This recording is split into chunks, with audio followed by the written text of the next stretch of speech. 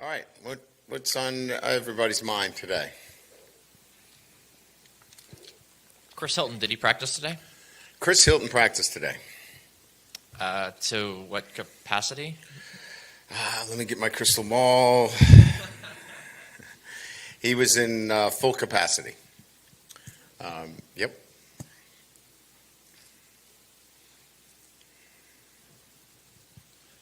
We didn't see Jordan Allen on the trip to Fayetteville, and he was out on the availability. Yeah, he's dealing with a kind of a turf toe injury right now. Mm-hmm. So, those injuries, as you know, we're talking about, something that just is time, and especially at the safety position, the inability to play at the level that he needs to play at. And I also want to ask you, given Tyree Adams is out, who do you think is the sixth offensive lineman that would step in case one of the starters got hurt? Bo Bordelon would be the next guy, depending if it's a tackle or guard. If it's a guard, Paul Mubanga would go in. So it's really depending on what that position is. So it's kind of 6A, 6B, depending on what the situation is. Talk about Chris. Are you cautiously optimistic, reserving any kind of hope in that situation? Yeah, I mean, I think we probably are going to list him as I think we had him questionable, but he's made progress. This has been a slow process for us and him. We want to be. I think more than anything else, you don't bring a wide receiver back after this long out unless he's properly conditioned, because then you go pull a hamstring, right? It's not the leg anymore, and we're not concerned, and he's not concerned about the leg. This is much more about a conditioning element relative to soft tissue more than anything else. So, we think we're in a pretty good position here. Now this is just getting him, game ready. Watching their run game and Le'Veon Moss, what do you see in him? Some of the tape that I saw, the big plays, right, that we saw your defense susceptible to early in the year. What do you see in their run game, and how confident are you that you guys have shorn some of those things up? Yeah, I mean, this game is week to week, right? I mean, we're respectful of their offensive line. We think they've got a really good offensive line. They've got good schemes. The backs run hard. But we feel like what we do defensively is really sound and fundamental, and we just need to continue to be who we have been and not be susceptible to doing things like we did earlier in the year, which is not do our jobs, be 1/11th of the group. And I think that the guys have settled into, really more than anything else, trusting the guy next to him. Like, I don't have to do his job. That's not my job. And we had a lot of guys doing that earlier in the year where they were trying to do, well, I'll do his job too. You know what? That's not a good thing, because now you're leaving something open. So really good offensive line, really good running game. The back is sturdy and physical.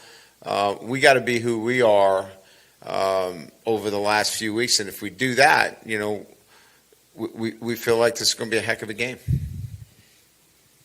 Hey, Coach, just hearing the music over the loudspeaker because we're walking up to practice, just wondering, is that you guys kind of preparing for the crowd noise at A&M? And Yeah. Yeah, so how are you anticipating that challenge being for the team? And yeah, look, I mean, we've had it on the last couple of weeks. Part of it is, certainly the communication, but it's also about working within a tempo that, doesn't keep your offensive line in its stance for 25 seconds. And I thought we got, we were probably a little less than effective in terms of snapping the ball on time. Our guys were in their stance a little too long. So this is more about, with the crowd noise, also operating in a quicker fashion too. So it's a little bit of both. Getting lined up, getting our motion quicker, all of those things with the noise. As you look at what Mike's doing over there, do you ever see any of that kind of come back to you on tape and, a little wink and a nod to something you may have taught him? Or is that more operational and stuff you wouldn't see on film? No, it's much more the way they play. The back end is a lot more familiar to me than the front. The front, they do some things that are a bit different than he did when he was at Notre Dame. But that's typical. You're gonna fit it to your personnel. We didn't have some of those dudes that he's got at Notre Dame. But the back end looks familiar. But again, I think this is really about Coach Elko's style and the way they play and how they play, and very thoughtful in terms of how and what they're trying to do. Right? There's a plan. In terms of their coverages match what they're doing up front and by down and distance based upon who the opponent is. Each week, there are different coverages matched with the fronts based upon who they're playing. This is not a cookie-cutter approach. This is against Mississippi State, we're going to do this. Against Arkansas, we're doing this. Against Notre Dame, we're doing this. And that's the style of a coach who, clearly knows what he's doing. Coach, the Notre Dame game that they had back in week 1, how instructive was that in just sort of understanding ways that you can maybe manipulate their offense? Yeah. Those openers would be the same as, what's LSU look like in game 1 versus right now. It's very similar. They're a different team. Really, they look different from game 1 to right now. So, I mean, you glean a couple of things here and there, but it's a body of work that you're looking for, and in particular, what do they look like the last few weeks? And they were impressive against Missouri. Certainly. Even Mississippi State has improved dramatically from week 1 or week 2 maybe when they lost to Toledo to where they are now. So teams just get better. And so you kind of have a tendency to look towards the last few weeks to get a better read on teams. Coach, along those same lines, how much has this team grown in that span from the first game compared to now? I know you were talking about how both teams have that similar trajectory of how you started to now. What would you say the biggest area of growth for this team has been? Yeah, I mean, I think we didn't really have a true identity in terms of who we were, earlier in the season. We've established much more of an identity clearly on defense. We're creating, a difficult time for quarterbacks, with our edge presence. Both ends are playing really well. Our linebacker is extremely active.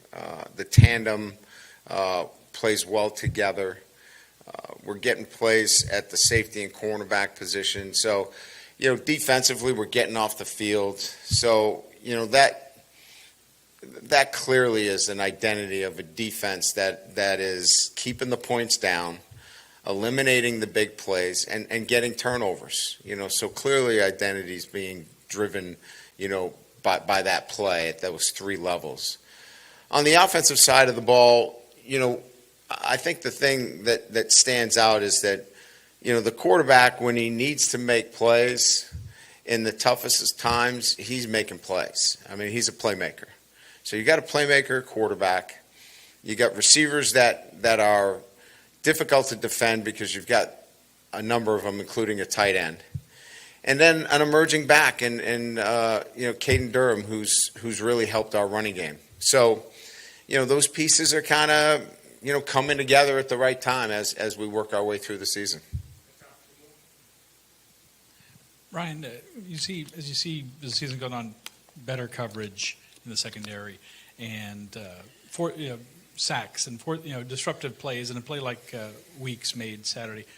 How much of defense is that confidence, that figuring out that or knowing that you can go and affect the other team and don't have to just be kind of reactive? Yeah, so I think it starts with you got to make some plays first, and early on, we didn't make those plays, right? We came close to making them, but, we came up a little short in making those plays. And we got behind, and it became one of those situations where we had to make a play just to stay in the game. Now we're making plays, and it's really changing the complexity of the game. So I think confidence breeds itself when you start making plays, and those guys are playing with a lot of confidence because they've made a lot of plays recently, and it builds their confidence, and they play with a bit of a swagger now. Do you take any time this week to talk about the focus on just this weekend and not what the potential of this weekend could mean down the road?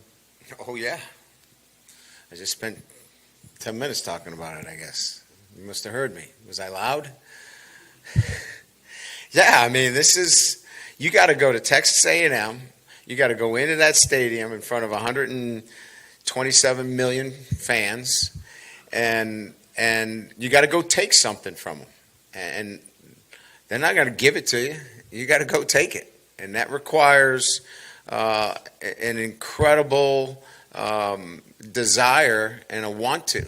And, you don't want to sit around all next week when you don't have a game and have any regrets. So you got to lay it on the table. And what the great quote, come back bloodied or come back on your shield. You got to lay it on the line. And so this is one of those games. Good.